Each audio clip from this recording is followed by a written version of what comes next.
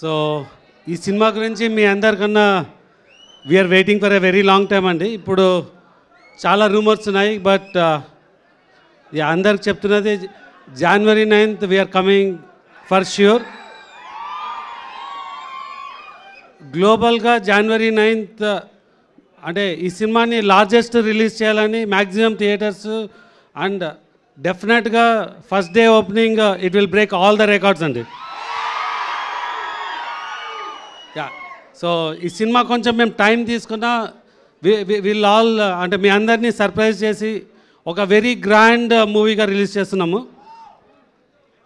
So ఈ సినిమాలో you can see all entertainment, songs, fights, dances, horror, అన్నిటికన్నా మించి very grand visual with action ఉంటుందండి.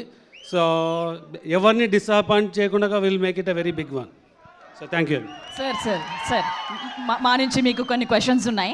సో మా అందరం కూడా ఇంకా కొద్దిసేపట్లోనే మనం సాంగ్ చూడబోతున్నాం. సో ఈ సినిమాలో డాన్స్ నెంబర్ గురించి మా వాళ్ళందరూ వెయిట్ చేస్తున్నారు ఎప్పటి నుంచో అని.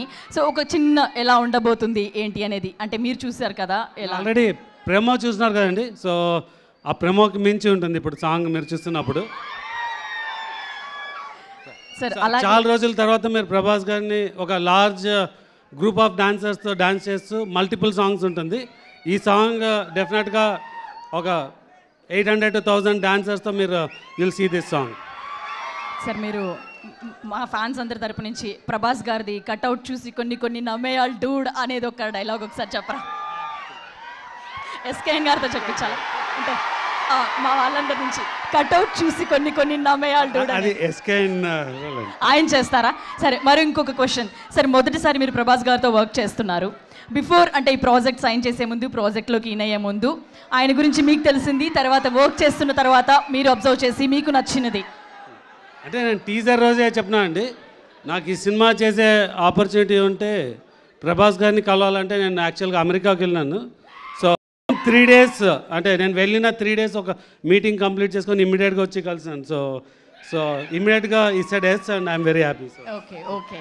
సో ప్రభాస్ గారి గురించి ఇప్పటివరకు చాలామంది ఎంతో అద్భుతంగా చెప్పారు. ఆయన చాలా మంచి మనిషి అని చెప్పి కూడా మేము అందరం విన్నాం. సో మీరు ఆయన మాటల్లో ఆయనతో కలిసి ట్రావెల్ చేశారు కాబట్టి ఆయన గురించి ఏం చెప్తారు? అంటే అందరికి తెలిసిందే అండి, is the most sweetest person. So మీకు సో అండ్ పర్టికులర్గా మా సినిమాకి మా లక్ ఏమంటే, ఐ థింక్ ప్రభాస్ గారు మా సినిమాకి వర్క్ చేసిన అన్ని రోజులు వేరే ఏ సినిమాకి చేయలేదు అనుకుంటున్నాను.